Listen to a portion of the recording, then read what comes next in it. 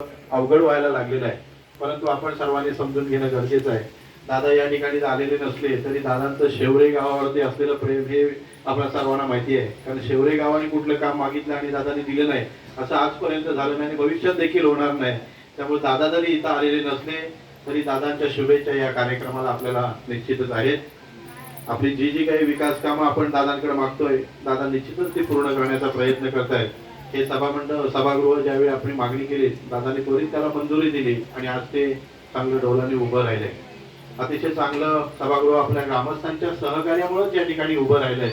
मी आभार मानेन विशेषतः ज्यांनी या सभागृहासाठी जागा दिली असेल. कारण गावामध्ये असणाऱ्या जागा शक्यतो कोण आपल्याला घर जरी बांधायचं म्हटलं शेजाऱ्याला तरी आपण हातभर जागा देत नाही, परंतु गावात मोठ्याच्या ठिकाणी आपल्याला जागा ज्यांनी दिली असेल मी निश्चित त्यांचं देखील या ठिकाणी धन्यवाद देतो, आभार मानतो. आपल्या ग्रामस्थांची एकी पाहिली की नक्कीच वाटतं की शेवरे हे गाव खरोखरच आदर्श गाव आहे आणि या आदर्श गावामध्ये असणारे सगळे जे पदाधिकारी आहेत त्या सर्वांची गावाच्या प्रती असलेली भावना ही खूप शुद्ध आहे आणि शुद्ध बीजापोटी फळे रसाळ म्हणतात तशाच आज ही इमारत आपल्याला या ठिकाणी पाहायला मिळते.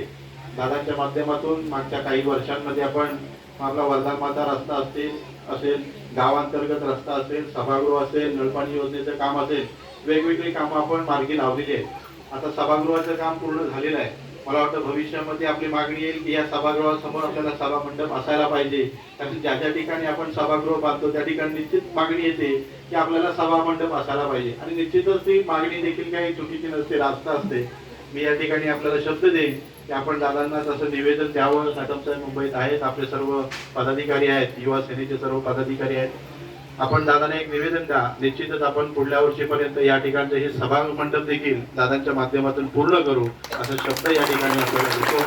दादांवरचं असणारं आपलं प्रेम, शिवसेनेवरचं आपल्याला असणारं प्रेम असंच दिवसांदिवस वाढत जावं अशीच आपल्याकडे सदिच्छा व्यक्त करतो आणि पुन्हा एकदा आपल्या सर्वांना या कार्यक्रमाच्या शुभेच्छा देतो आणि या ठिकाणी आपण आम्हाला सर्वांना बोलावून सन्मानित केलं त्याबद्दल आपल्या सर्वांचे आभार मानतो आणि थांबतो.